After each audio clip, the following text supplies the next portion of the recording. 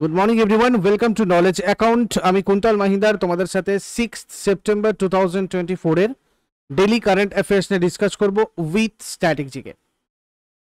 দেখো, আজকে সকাল 10টার সময় 10 AM এ তোমাদের এসএসসি জিডি 2024 সালের যত প্রশ্ন রয়েছে সেগুলো নিয়ে একটা ম্যারাথন ক্লাস আমি রেকর্ডেড দিয়েছি, তোমরা দেখে নেবে, কেননা অনেক কমেন্ট এসেছিল।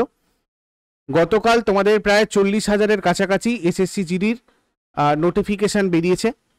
নোটিফিকেশান ডিটেলসও তোমাদের আমি দিয়েছি, যারা যারা দেখোনি অবশ্যই গিয়ে একবার দেখে নিও।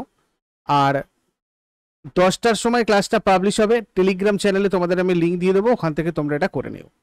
রেলওয়ে আর এসএসসি প্রিভিয়াস ইয়ার ম্যারাথন তোমাদের গতকাল হয়েছিল, ডাব্লিউবিপি ম্যারাথন একটা করিয়েছি। তো আজকে সকাল 10টায় এই ক্লাসটা থাকবে, আর 7টার সময় আজকে মিসলেনিয়াস ম্যারাথন তোমাদের হবে। ফার্স্ট কোশ্চেন কি আছে আজকে? ভারতীয় জ্যোতিষশাস্ত্র, জ্যোতির্বিদ্যা এবং বৈদিক সাহিত্যের জন্য উৎসর্গীকৃত বৈদিক 3D জাদুঘরটা উত্তরপ্রদেশ সরকার কোথায় নির্মাণ করবে? দেখো, এটা নির্মাণ করবে কোথায়? বেনারস। উত্তরপ্রদেশ সরকার বেনারসে সম্পূর্ণানন্দ সংস্কৃত বিশ্ববিদ্যালয়, এটা প্রধানমন্ত্রী নরেন্দ্র মোদীর নির্বাচনী ক্ষেত্র, তো সেখানেই বৈদিক 3D জাদুঘর নির্মাণের পরিকল্পনা করছে। এই জাদুঘরটা ভারতীয় জ্যোতিষশাস্ত্র, জ্যোতির্বিদ্যা এবং বৈদিক সাহিত্যের উপর ফোকাস করবে। এতে বিরল পাণ্ডুলিপি থাকবে এবং বৈদিক ঐতিহ্য এটা এর মধ্যে তুলে ধরা হবে, বৈদিক ঐতিহ্যগুলোকে। বারাণসী ভারতের উত্তরপ্রদেশ রাজ্যের বারাণসী জেলার একটা শহর। এই শহরটা স্থানীয়ভাবে বেনারস নামে এবং বাঙালিদের কাছে কাশী নামে অধিক পরিচিত, এবং এই শহরটা গঙ্গা নদীর তীরে অবস্থিত। 1791 সালে British governor general Warren Hastings আর জোনাথন ডানকান এই শহরে একটা সংস্কৃত কলেজ স্থাপন করেছিলেন। গঙ্গা তীরী গরুর জন্য দেশের প্রথম সংরক্ষণ কেন্দ্র তৈরি করা হবে কোথায়?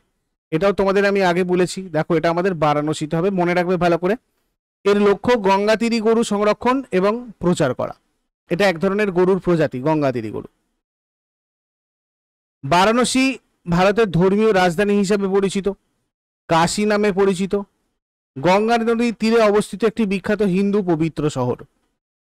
পৌরাণিক কাহিনী অনুসারে এই শহরটা হিন্দু দেবতা শিব দ্বারা প্রতিষ্ঠিত হয়েছিল। বারাণসী প্রধানত শৈব ধর্মের সাথে যুক্ত। দশাশ্বমেধ ঘাট বারাণসীর সবচেয়ে পবিত্র স্থান। উত্তরপ্রদেশের রাজধানী লখনৌ। মুখ্যমন্ত্রী যোগী আদিত্যনাথ, রাজ্যপাল আনন্দীবেন প্যাটেল। উত্তরপ্রদেশের লোকনৃত্য নৌটাঙ্কি, রাসলীলা, কাজরি, ঝোড়া, চাপেলি, জাইতা, এগুলো। National park Dudhwa national park. আর এই রাজ্যটার পশ্চিমে রাজস্থান, উত্তর পশ্চিমে হরিয়ানা, হিমাচল প্রদেশ এবং দিল্লি, উত্তরে উত্তরাখণ্ড এবং আন্তর্জাতিক সীমান্ত নেপাল, পূর্বে বিহার, দক্ষিণে মধ্যপ্রদেশ এবং দক্ষিণ পূর্বে ঝাড়খণ্ড আর ছত্তিশগড় রাজ্যগুলোকে এটা স্পর্শ করে। প্রতিষ্ঠা দিবস 1950, 24শে জানুয়ারি। তারপরে ধর্ষণ বিরোধী অপরাজিতা বিল পাশ করেছে কোন রাজ্য? পশ্চিমবঙ্গ সম্প্রতি অপরাজিতা বিল পাশ করেছে। পশ্চিমবঙ্গ বিধানসভায় ধর্ষণ বিরোধী যে বিলটা পাশ হয়েছে, এটার নাম হচ্ছে অপরাজিতা মহিলা ও শিশু বিল, পশ্চিমবঙ্গ অপরাধ আইন ও সংশোধন বিল 2024। এই বিল ধর্ষণ আর যৌন অপরাধের সাথে সম্পর্কিত কঠোর বিধান প্রবর্তনের মাধ্যমে নারী আর শিশুদের সুরক্ষা আরও জোরদার করার লক্ষ্যে তৈরি করা হয়েছে। এটা ধর্ষণের গুরুতর মামলায় মৃত্যুদণ্ড এবং যাবজ্জীবন কারাদণ্ড সহ বিদ্যমান আইনে উল্লেখযোগ্য সংশোধন প্রস্তাব করেছে। এই বিল ধর্ষণের মামলা কার্যকরভাবে পরিচালনা করার জন্য দ্রুত তদন্ত এবং বিশেষ আদালত প্রতিষ্ঠার উপর জোর দিয়েছে। পশ্চিমবঙ্গ বিধানসভা এই বিল সর্বসম্মতিক্রমে পাশ করেছে এবং বিরোধী দলের পূর্ণ সমর্থন পেয়েছে। এই আইন ধর্ষণ এবং নারীদের বিরুদ্ধে অন্যান্য অপরাধ এর জন্য দ্রুত শাস্তি প্রদানের উপর জোর দেয়। এটা ভারতীয় ন্যায় সংহিতা 2023-এ সংশোধন প্রস্তাব করে এবং দ্রুত বিচারের জন্য নতুন বিধান প্রবর্তন করে। নতুন বিলের অধীনে ধর্ষণের মামলা পরিচালনা এবং দ্রুত বিচারের জন্য বিশেষ টাস্ক ফোর্স এবং আদালত প্রতিষ্ঠা করার কথা এই আইনে বলা হয়েছে। পশ্চিমবঙ্গের লোকনৃত্য গম্ভীরা, ঢালি, যাত্রা, বাউল, মহল এবং কীর্তন। National park Buxa national park, Gorumara national park, Jaldapara, Neora valley, Sundarbans এবং সিঙ্গলীলা। মুখ্যমন্ত্রী মমতা ব্যানার্জি, রাজ্যপাল সিভি আনন্দ বোস, উপজাতি অসুরকন্ড, হাজং, হো, পারহাইয়া, রাহা, সাঁওতাল, সাভার। উৎসব দুর্গাপূজা, নান্দিকার জাতীয় নাট্য উৎসব। নেক্সট কোয়েশ্চেনে যাবার আগে বলে দিই, পিএসসি মিসলেনিয়াসেরও গতকালে অ্যাডমিট কার্ড তোমাদের লিঙ্ক অ্যাভেলেবেল হয়েছে। যারা যারা এখনো অ্যাডমিট কার্ড ডাউনলোড করোনি অবশ্যই অ্যাডমিট কার্ড ডাউনলোড করে নাও। আর মিসলেনিয়াসের জন্য প্র্যাকটিস সেট তোমাদের রয়েছে নলেজ অ্যাকাউন্ট অফিসিয়াল অ্যাপে, 15টা set full length test with solution রয়েছে, তোমরা প্র্যাকটিস করো এগুলো। এছাড়াও টেলিগ্রামে তোমাদের কোয়েশ্চেন দেওয়া হচ্ছে, সেগুলো তোমরা প্র্যাকটিস করো। আর ইবুক, এটাও তোমাদের মিসলেনিয়াসের জন্য একদম পারফেক্ট একটা ইবুক। মিসলেনিয়াসের স্ট্যাটিক জিকে তোমাদের খুবই ইম্পর্টেন্ট একটা জায়গা, যেহেতু 75 নম্বরের জিকে রয়েছে, তো এইটা মিসলেনিয়াসের জন্য তোমরা ইউজ করতে পারো। ইবুক ইয়ারলি কারেন্ট অ্যাফেয়ার্সে গেলে পাবে ইবুক সেকশনে। পাসওয়ার্ড হিসেবে নিজেদের রেজিস্টার্ড মোবাইল নাম্বারটা ইউজ করে নেবে।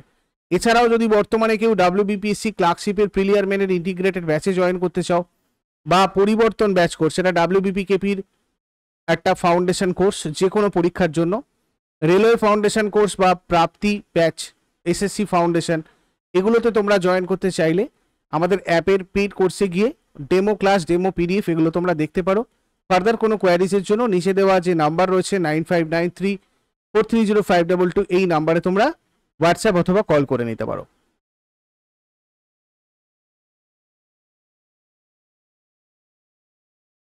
নেক্সট, সম্প্রতি কোন অভিনেত্রী লরিয়াল প্যারিসের বিশ্বব্যাপী রাষ্ট্রদূত হয়েছেন? লরিয়াল প্যারিসের বিশ্বব্যাপী রাষ্ট্রদূত হয়েছেন আলিয়া ভাট। লরিয়াল প্যারিসের নতুন বিশ্বব্যাপী রাষ্ট্রদূত হিসেবে ঘোষণা করা হয়েছে এই আলিয়া ভাটকে। কৃষকদের জীবন আর জীবিকা উন্নত করার লক্ষ্যে 7টি বড় প্রকল্পের জন্য কেন্দ্রীয় মন্ত্রিসভা অনুমোদিত মোট ব্যয় কত? 14,235 কোটি টাকা। ডিজিটাল কৃষি মিশন 2,817 কোটি টাকা এটার জন্য বরাদ্দ করা হয়েছে। এই মিশনের লক্ষ্য প্রযুক্তি ব্যবহার করে কৃষকদের জীবন উন্নত করা। খাদ্য আর পুষ্টি নিরাপত্তার জন্য শস্য বিজ্ঞান, যেখানে 3,979 কোটি টাকা বরাদ্দ করা হয়েছে। আর এই উদ্যোগ জলবায়ু স্থিতিস্থাপকতা এবং খাদ্য নিরাপত্তা বাড়াবে। কৃষি শিক্ষা, ব্যবস্থাপনা এবং সামাজিক বিজ্ঞানকে শক্তিশালী করা, এটার ক্ষেত্রে 2,291 টাকা বরাদ্দ করা হয়েছে। আর এটা নতুন শিক্ষানীতি 2020 সাথে সামঞ্জস্য রেখে কৃষি শিক্ষা এবং গবেষণার আধুনিকীকরণের উপর দৃষ্টি নিবদ্ধ করে। এটার লক্ষ্য কৃষি শিক্ষায় ডিজিটাল প্রযুক্তি, প্রাকৃতিক চাষ এবং জলবায়ু স্থিতিস্থাপকতা অন্তর্ভুক্ত করা। টেকসই প্রাণী সম্পদ, স্বাস্থ্য ও উৎপাদন, এক্ষেত্রে 1,702 কোটি টাকা বরাদ্দ। এই প্রকল্পের লক্ষ্য উন্নত পশু স্বাস্থ্য ব্যবস্থাপনা, পশু চিকিৎসা শিক্ষা, দুগ্ধ উৎপাদন, পশু জেনেটিক সম্পদ এবং পুষ্টির মাধ্যমে পশু সম্পদ আর দুগ্ধ থেকে কৃষকদের আয় বাড়ানো। উদ্যান পালনের টেকসই উন্নয়ন, 1,129.30 কোটি টাকা। এই উদ্যোগটা উদ্যান পালন থেকে কৃষকদের আয় বাড়ানোর লক্ষ্য রাখে। এতে বিভিন্ন উদ্যানজাত ফসল, শাকসবজি, ফুলের চাষ, মাশরুম এবং মশলার জন্য সহায়তা অন্তর্ভুক্ত রয়েছে। এছাড়া 1,202 কোটি টাকা বরাদ্দ করে আরেকটা অতিরিক্ত স্কিম রয়েছে, যেটা দিয়ে কৃষি বিজ্ঞান কেন্দ্র এবং 1,115 কোটি টাকা দিয়ে প্রাকৃতিক সম্পদ ব্যবস্থাপনাকে শক্তিশালী করার একটা অনুমোদনও দিয়েছে মন্ত্রিসভা। তারপরে ন্যাশনাল এনভায়রনমেন্টাল পলিসি অ্যাক্ট লিমিটেডের চেয়ারম্যান আর ম্যানেজিং ডিরেক্টর পদে কে নিযুক্ত হয়েছেন? ন্যাশনাল এনভায়রনমেন্টাল পলিসি অ্যাক্ট লিমিটেডের চেয়ারম্যান আর ম্যানেজিং ডিরেক্টর হচ্ছেন Arvind Vadera. Public enterprise selection board দ্বারা NEPA লিমিটেডের পরবর্তী চেয়ারম্যান কাম ম্যানেজিং ডিরেক্টর হিসাবে অরবিন্দ ভাদেরাকে সুপারিশ করা হয়েছে। বর্তমানে অরবিন্দ ভাদেরা প্রতিরক্ষা মন্ত্রণালয়ে কর্মরত রয়েছেন। তারপরে আলটিমেট টেবিল টেনিস এর 5ম মরশুমে ITTF ফাউন্ডেশনের প্রথম ভারতীয় রাষ্ট্রদূতকে নিযুক্ত হয়েছেন। শরৎ কমল প্রথম ভারতীয় রাষ্ট্রদূত নিযুক্ত হয়েছেন। আচান্ত শরৎ কমল তামিলনাড়ুর বাসিন্দা, একজন ভারতীয় পেশাদার টেবিল টেনিস প্লেয়ার। 2014-তে অর্জুন অ্যাওয়ার্ড পেয়েছিলেন, 2019-এ পদ্মশ্রী অ্যাওয়ার্ড, 2022-এ খেলরত্ন অ্যাওয়ার্ড পেয়েছিলেন। আর এই UTT বা আলটিমেট টেবিল টেনিস মরশুমের 11তম দিনে জওহরলাল নেহেরু ইনডোর স্টেডিয়ামে আন্তর্জাতিক টেবিল টেনিস ফেডারেশন ফাউন্ডেশনের প্রথম ভারতীয় রাষ্ট্রদূত হিসাবে টেবিল টেনিসের শরৎ কমলকে ঘোষণা করা হয়েছে। আচান্ত শরৎ কমল ইনি সদ্য সমাপ্ত প্যারিস অলিম্পিকে ভারতের পুরুষ পতাকাবাহী ছিলেন। তারপরে সম্প্রতি খবরে থাকা ধানুষ শ্রীকান্ত কোন খেলার সাথে জড়িত? ধানুষ শ্রীকান্ত শুটিং এর সাথে জড়িত। ভারতীয় বধির শুটার ইনি ধানুষ শ্রীকান্ত জার্মানির হ্যানোভারে 2024 সালের বিশ্ব বধির শুটিং চ্যাম্পিয়নশিপে 3টে সোনার পদক জিতেছেন। বধিরদের জন্য আন্তর্জাতিক ক্রীড়া কমিটি 2024 সালের 29শে আগস্ট থেকে 8ই সেপ্টেম্বর পর্যন্ত জার্মানির হ্যানোভারে 2024 সালের বিশ্ব বধির শুটিং চ্যাম্পিয়নশিপ আয়োজন করেছে, ওখানে হচ্ছে এটা। তো ধানুশ শ্রীকান্ত পুরুষদের 10 মিটার এয়ার রাইফেল ইভেন্টে সোনা জিতেছে। মাহিত সান্ধুর সাথে 10 মিটার মিশ্র দল ইভেন্টে ধানুশ শ্রীকান্ত তার দ্বিতীয় স্বর্ণপদক জিতেছে। আবার তৃতীয় স্বর্ণপদকটা 10 মিটার এয়ার রাইফেল পুরুষদের দলের ইভেন্টে ধানুশ শ্রীকান্ত জিতেছে। তারপরে পাকিস্তান হকি দলের প্রধান কোচ হিসেবে কে নিযুক্ত হয়েছেন? পাকিস্তান হকি দলের প্রধান কোচ হয়েছেন তাহির জামান। রোল্যান্ড ওল্ড ম্যানসের স্থলাভিষিক্ত হয়ে পাকিস্তান হকি দলের নতুন প্রধান কোচ হিসেবে এই তাহির জামানকে নিযুক্ত করা হয়েছে। তারপরে হিমাংশী টোকাস এশিয়ান ক্যাডেট এবং জুনিয়র জুডো চ্যাম্পিয়নশিপে মহিলাদের 63 কিলোগ্রাম বিভাগে কোন পদক জিতেছেন? তো এক্ষেত্রে জিতেছেন ইনি রূপোর পদক এশিয়ান ক্যাডেট আর জুনিয়র জুডো চ্যাম্পিয়নশিপে। 19 বছর বয়সী হিমাংশী টোকাস মহিলাদের 63 কিলোগ্রাম বিভাগে রূপোর পদক জিতেছেন। এশিয়ান ক্যাডেট এবং জুনিয়র জুডো চ্যাম্পিয়নশিপ 29 এবং 30শে আগস্ট 2024 দক্ষিণ কোরিয়ার মুং ইয়ংয়ে অনুষ্ঠিত হয়েছিল। তারপরে দিব্যাংশী ভৌমিক ভারতীয় টেবিল টেনিস খেলোয়াড় WTT যুব প্রতিযোগী ভারাজ দিন 2024 অনূর্ধ্ব 19 গার্লস একক ইভেন্টে কোন পদক জিতেছে? ইনি জিতেছেন ব্রোঞ্জের পদক। 13 বছর বয়স table tennis player Divyanshi Bhowmik WTT যুব প্রতিযোগী ভারাজ দিন 2024 অনূর্ধ্ব 19 গার্লস একক ইভেন্টে ব্রোঞ্জ পদক জিতেছে। WTT যুব প্রতিযোগী ভারাজ দিন 2024 ক্রোয়েশিয়ার ভারাজ দিনে 27শে আগস্ট থেকে 2 সেপ্টেম্বর 2024 পর্যন্ত অনুষ্ঠিত হয়েছিল। এরপর আগের দিনে হোমওয়ার্কগুলো সবাই দেখে নাও। গারবা নৃত্যশৈলী গুজরাটের আর ডান্ডিয়া হচ্ছে তোমার গুজরাটের, দুটোরই উত্তর গুজরাট। আজকের প্রশ্ন থাকবে রাউত নাচ কোন প্রদেশের বিখ্যাত নাচ আর ঘুমার কোন প্রদেশের বিখ্যাত নাচ? এগুলো শেষকালে কমেন্টে জানাও। চট করে আগের দিনের গুলো কুইক রিভাইজ করে নেবো। 5 সেপ্টেম্বর 2024 আমাদের কি কি কারেন্ট অ্যাফেয়ার্স ছিল, যারা যারা লাইভে রয়েছে অ্যান্সার করার চেষ্টা করবে। কোন রাজ্য সরকার বৃন্দাবন গ্রাম স্কিম এবং গীতা ভবন প্রকল্প উন্মোচন করেছে? মধ্যপ্রদেশ। কোন দেশ 2025 সালে ICC বিশ্ব টেস্ট চ্যাম্পিয়নশিপের ফাইনাল আয়োজন করবে?